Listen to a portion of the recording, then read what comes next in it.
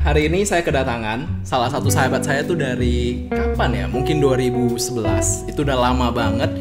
Di sini ada sahabat saya dari awal perjalanan karir saya di dunia kuliah, bahkan sampai fotografi, sampai kepada jatuh bangunnya di industri F&B. Perkenalkan di sini tuh ada Mac. Bagi yang tahu dan mungkin udah mengenal sebelumnya kalau bisa melihat podcast tentang waktu ini, Mac itu tuh salah satu founder daripada Fondage Indonesia di sini. Nah, kalau misalnya untuk dari sisinya Mac, mungkin Mac boleh jelasin sih langsung. Jadi, lu nya siapa, background lu seperti apa, dan perjalanan lu bisa sampai sekarang itu seperti apa sih, Mac? Oke. Hai, nama gue Mac. Gua di sini sebagai owner dari Fondage Indonesia.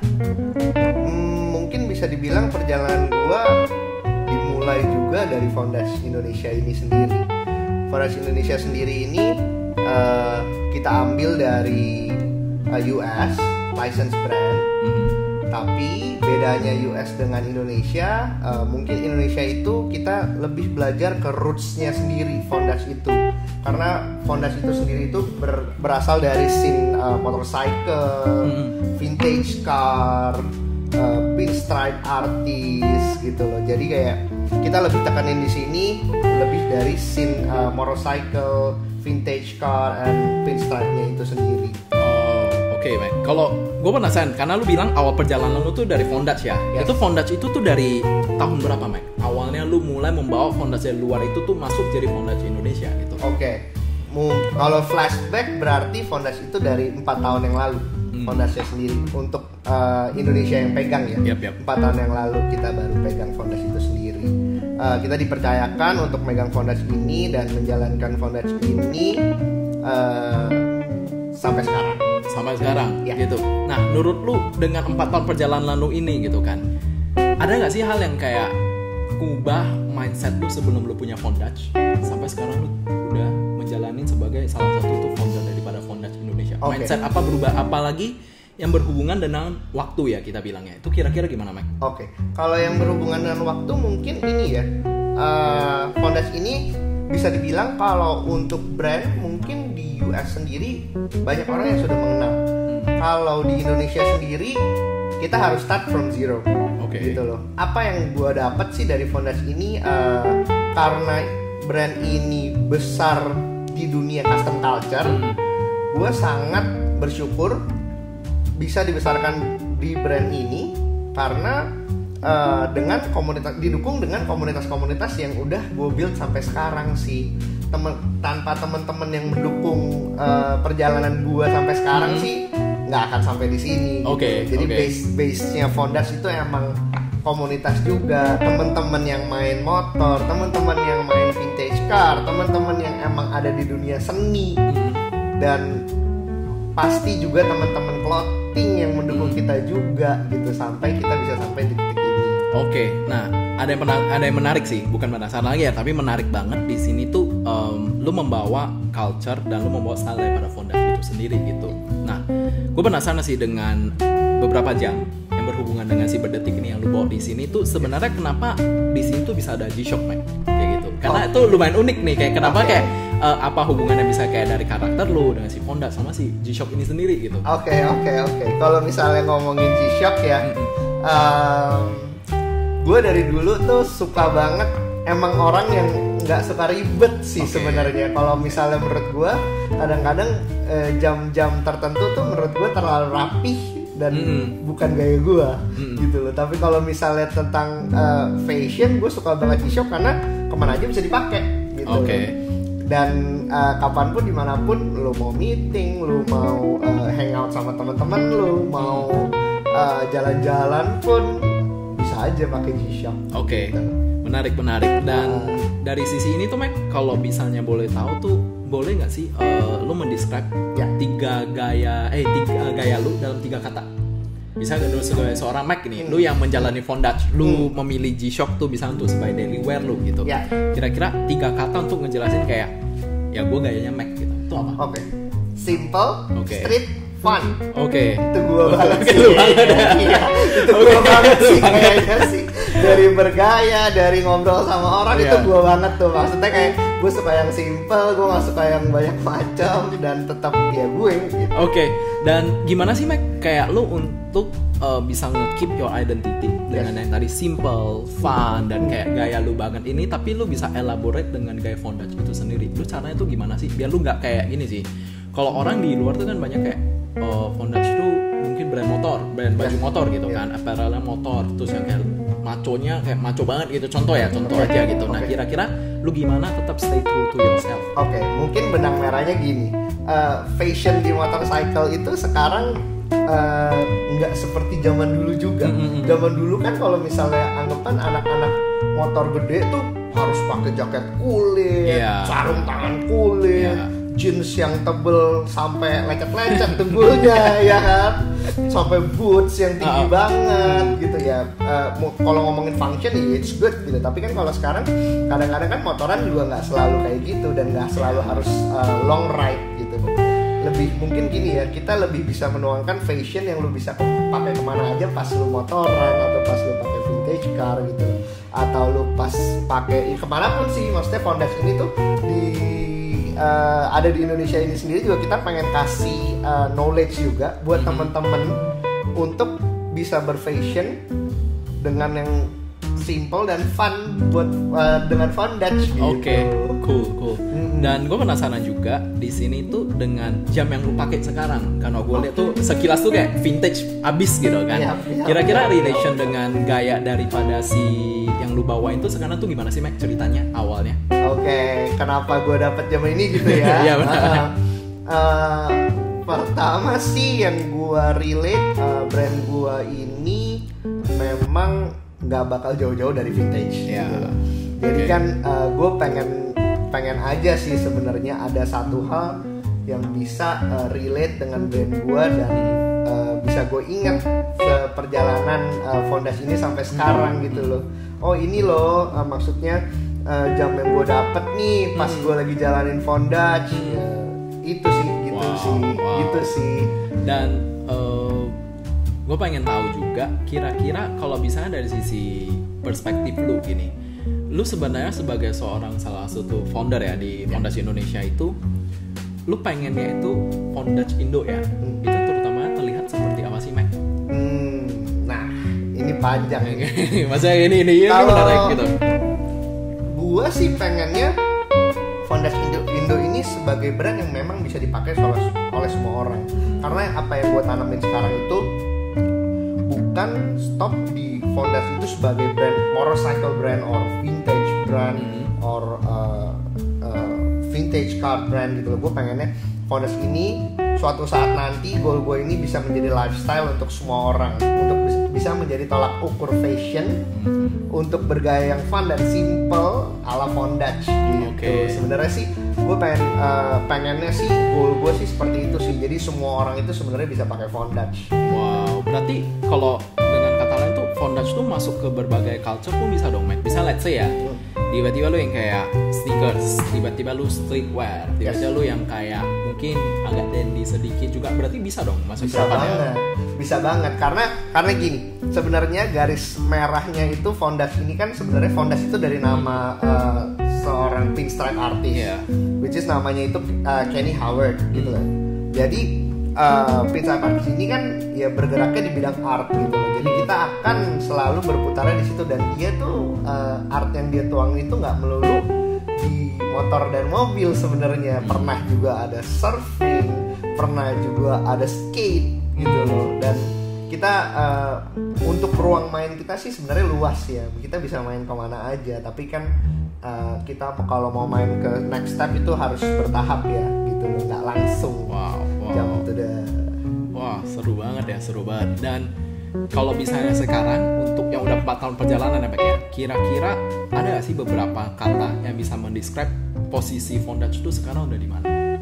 Dalam katanya misalnya kayak lu menggambarkan orang itu ngelihat Fondage kayak gue bisa ngelihat Fondage itu tuh udah dipakai anak streetwear, anak Fondage udah dipakai apa? Lu kira-kira ngelihat Fondage lu sekarang posisinya di mana? Yang gue syukurin sih sekarang Fondage mungkin bisa dilihat jadi salah satu brand motorcycle brand ya, motorcycle and vintage brand yang udah mulai dipakai oleh banyak orang dan mulai tap in juga ke zona apa ya, ke pop culture juga ya bisa dibilang ya Fondage ini ya, dan banyak banget yang udah pakai ya, nggak harus anak motoran doang nih yang pakai gitu loh, semua orang bisa pakai Fondage intinya gitu. Oke, cool. Dan ini juga ada yang menarik, kenapa ada tag hire di sini, Mac?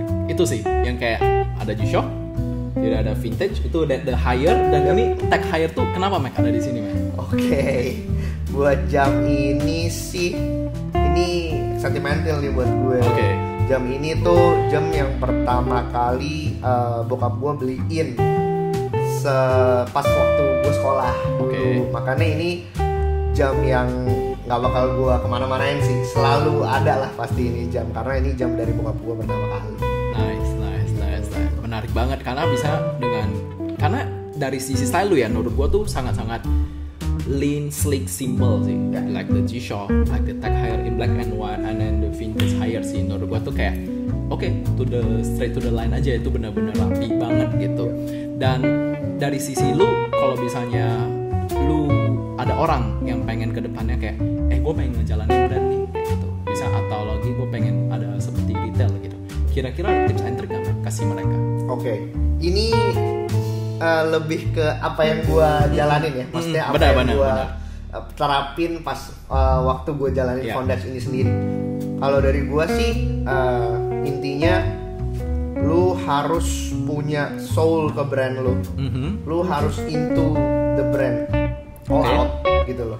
Terus kalau misalnya contoh anggapan lu mau buka F&B, wah lu mesti into banget tuh gitu loh. Lu mau buka name it lah, clothing line yang bergerak dibilang fashion gitu, misalnya kayak contohnya Fondage gitu loh, lu mesti into the scene gitu loh, karena menurut gue pribadi scene ini yang membesarkan kita, gitu loh, sampai kapanpun komunitas itu harus kita bangun dan kita pun harus ada di dalamnya, gitu loh. Kalau misalnya kitanya nggak into the scene, siapa yang mau gedein brandnya, gitu loh, sesimpel itu sih.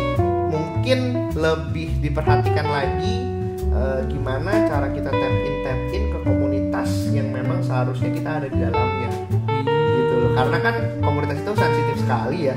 Jadi kayak gimana caranya supaya kita bisa masuk ke dalam dengan cara yang baik dan benar. Berarti memang sangat penting kan, Mac, untuk lu bisa gini, misalnya contoh ya, lo mau bikin Fondage gitu, berarti lo memang harus mendalami culture-nya, lo harus live into the Fondage itu ya. Kasarnya gue kecemplung juga sih, dan kebetulan gue suka banget gitu sama culture-nya, dan gue didukung oleh komunitas-komunitas yang bisa komunitas-komunitas yang sangat positif buat gue gitu loh. Dan ini sih, Mac, ada nggak yang sentimental value yang lu ngerasa kayak, wah, Fondage tuh udah sampai di sini gitu, wah akhirnya bisa di sini. Itu kira-kira ada beberapa momen yang lu inget banget nggak? Ya, jadi gini, gue pernah banget, mungkin gue juga cerita sama lu waktu pertama kali gue mau jalanin Fondage ini, gue cerita ini brand motorcycle brand vintage art gitu kan, vintage car brand gitu kan, dan gue pelajarin kan satu-satu. Aduh, kira-kira gue mesti achieve apa ya? Gitu. Gue dari pertama kali Fondage muncul, achieve gue itu gue harus bisa mengikuti salah satu event internasional di Jepang. Which is gue udah achieve tahun kemarin. Dan gue itu satu goal gue yang menurut gue sampai sekarang membanggakan, karena itu set goal gue dari awal sih. Jadi kayak nama event itu Yokohama Hot Rod, itu event internasional, mungkin bisa dibilang paling besar se-Asia, dan kita ada di sana. Wow, nice. Dan dengan selama pandemi ini, Mac, ya gitu, karena memang dengan brand lu yang gede dan lu bisa udah menghasilkan 4 tahun perjalanan ini gitu, kira-kira gimana cara stay produktif sama stay positif? Untuk mengatasi ya, mungkin kalau dari gue sih, gimana caranya lu bisa nge-twist nih creativity lu untuk lebih, itu sih, itu yang gue tanamin setiap hari selama mungkin bisa dibilang during this pandemic gitu loh. Karena kan semua pasti kena getahnya gitu loh, maksudnya kena efeknya dari pandemi ini gitu loh. Tapi intinya gimana cara kreatif lu untuk tetap bisa maju gitu loh. Intinya jangan ngeliat ke belakang, lu ngeliat ke depan terus gitu loh. Gimana caranya lu bisa achieve lu punya goal dengan kondisi yang sekarang. Mungkin in some point itu akan menjadi tekanan buat diri lu sendiri, tapi in some point itu bisa jadi penyemangat juga nih buat lu untuk keep going, karena kan ini panjang gitu loh. Dan kita harus tetap produktif gitu kan. Gimana jujur ngomong banyak celah-celah yang terbuka. Maksudnya banyak kita yang bisa bikin melek mata kalau kita tetap positif dan tetap ngelihat apa nih goal berikutnya gitu. Wow. Dan ini ada beberapa last question Mac di sini. Kalau gue juga sih selalu pengen tahu, karena bisa gini, kita ketika ngomongin tentang positif, it's easy. Maksudnya ataupun kita ngomongin tentang achievement, it's easy gitu. 4 tahun perjalanan lu, ada hal negatif yang lu inget gak? Yang kayak, wah ini pelajaran banget. Pasti dong. Jadi kayak pasti. lu kan kayak di tahun ketiga ngepan nih kan lu kayak berhasil sampai ke event di Jepang kan, kayak pasti. Ada gak sih yang kayak jatuh bangun lu tuh yang bisa diceritain lah, diceritain sedikit gitu. Meskipun gue orangnya positif banget ya, tapi negatif tuh nggak mungkin nggak ada gitu kan. Jadi kayak kalau dari gue, kalau misalnya ngomong negatif, mungkin ini ya, banyak kadang-kadang kan kita namanya brand baru, dilihat orang juga sebelah mata gitu kan pas mungkin waktu berjalan. Jadi ya banyak lah kayak orang ngeliat ya kayak apa sih Fondage, siapa sih Fondage gitu loh. Banyak ibaratnya kasarnya mungkin banyak di disrespect orang kali ya. Tapi in some point gue bisa nge-twist itu untuk menjadi orang itu jadi respect sama brandnya, karena yang kita tawarin itu bukan cuma sekedar clothing line. Kita tawarin itu kita bisa bilang soul dari brand ini sendiri. Kenapa orang pakai, kenapa orang pas pakai ini bisa ya wah keren banget nih gue gitu loh. Tapi ya gini, kalau misalnya negatif juga banyak juga kan. Kita kan sebagai brand kan kita juga tapin ke community. Benar. Kayak ya komunitasnya nggak cuma motor doang ya. Maksudnya ya kita juga masuk ke street juga masuk gitu loh, ke mobil juga masuk gitu ya. Banyak lah kalau misalnya kayak gitu mah ketemu orang ya kan ya, who knows gitu loh, dia good or bad kita kan nggak bakal tahu gitu. Benar. Dan kalau dari sisi gue pribadi sih sangat-sangat amazing sih. Maksudnya dengan gue bisa ngelihat tuh selama 4 tahun ngejalanin Fondage, grow tuh sampai sekarang, gue sih ngerasa kayak wah itu banyak pasti ngeliat tuh banyak jatuh bangunnya kayak gitu. Pasti. Nah ada ini juga gue pengen nanya, kalau misalnya di sini dalam waktu dekat ya, maksudnya let's say selama pandemi ataupun selama beberapa bulan ataupun 1 tahun 2 tahun ke depan, lu pengen menempatkan Fondage itu selain kepada berbagai culture yang in long run ya tercapai dalam waktu dekat tuh apa, Mike? Dalam waktu dekat sih sebenarnya untuk mendukung goal gua Fondage itu sebagai lifestyle brand, nggak cuman motorcycle, nggak cuman vintage. Gua pengen jadiin Fondage ini sebagai lifestyle brand. Kita harus ada ini baru gua ngomong di sini sebenarnya. Jadi kayak kita baru akan membuat satu tempat nongkrong mungkin ya bisa dibilang Fondage Place gitu, untuk lebih mendukung supaya Fondage ini bisa menjadi brand yang tetap diketahui oleh banyak orang dan lebih menjadi netral lagi kalau di kemudian hari gitu. Brand ini bisa menjadi lifestyle untuk setiap orang gitu loh. Jadi kayak mungkin di tempat ini ada live music, ada restoran juga, otomatis pasti ada tokonya juga gitu loh. Dan kita bakal ada mungkin barbershop, ada tattoo gitu loh. Jadi kayak kita sih pengen ngebangun lifestyle-nya itu seperti ini loh. Oke, nice. Nah, kalau bisa that's my last question, Mike, for this session. It's amazing untuk bisa ngobrol akhirnya setelah kita berapa lama ya, mungkin 4 to 5 months planning segala macam akhirnya ketemu. Thanks, Mike, untuk datang ke forum tentang waktu ini, dan mungkin kedepannya kita bakal ngobrol lebih lagi apa yang ke depan collaboration-nya. Thank you, Mike, for coming to this. Thank you.